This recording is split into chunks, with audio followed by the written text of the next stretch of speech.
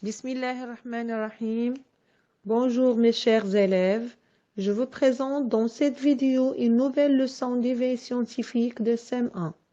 Mais avant de débuter cette leçon, je fais un petit rappel de la leçon précédente de la germination.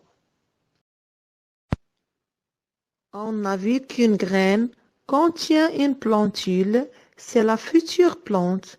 Elle est aussi constituée d'un ou deux cotylédons. Ce sont les réserves de nourriture de la plantule. Et un tégument ou bien une enveloppe qui protège cette graine. On a identifié aussi les étapes de la germination.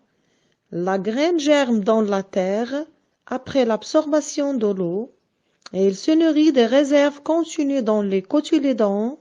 Et ensuite, on remarque le développement de l'appareil végétatif, les racines, la tige et les feuilles.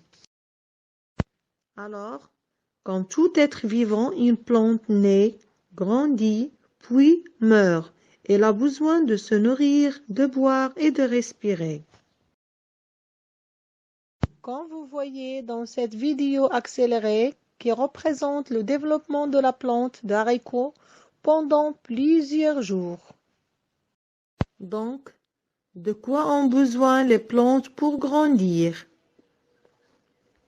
Comme des hypothèses, vous me dites que les plantes ont besoin pour grandir de l'eau, de lumière, dioxyde de carbone, des engrais ou bien des sels minéraux.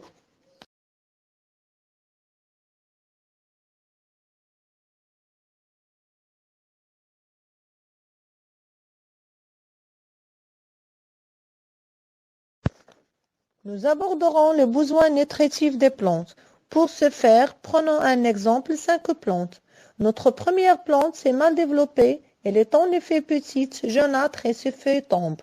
Il a pourtant reçu pendant tout ce développement de CO2, des sels minéraux ainsi que de l'eau. Notre deuxième plante s'est également mal développée. Elle est un peu plus verte que la première, mais ses feuilles tombent également et elle est petite.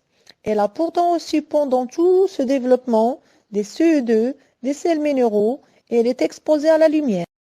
Notre troisième plante va un peu mieux que les autres, bien qu'elle reste petite. Pendant son développement, elle a reçu des sels minéraux et de l'eau et est exposée à la lumière. Notre quatrième plante va plutôt mal puisqu'elle est jaunâtre et ses feuilles tombent. Pendant son développement, elle a reçu de CO2, de l'eau et elle est exposée à la lumière.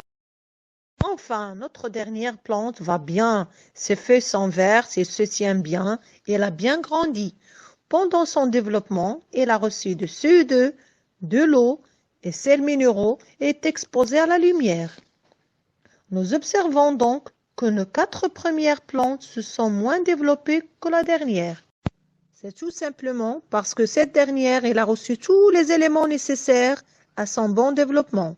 Donc, les plantes ont besoin pour se développer de lumière, d'eau et dioxyde de carbone et de sels minéraux. Pour conclure, le dioxyde de carbone CO2 absorbé par les feuilles, l'eau et les sels minéraux absorbés par les racines, ce sont des aliments qui permettent une meilleure croissance des plantes. Par contre, la lumière, ce n'est pas un aliment, mais elle est nécessaire au développement des plantes.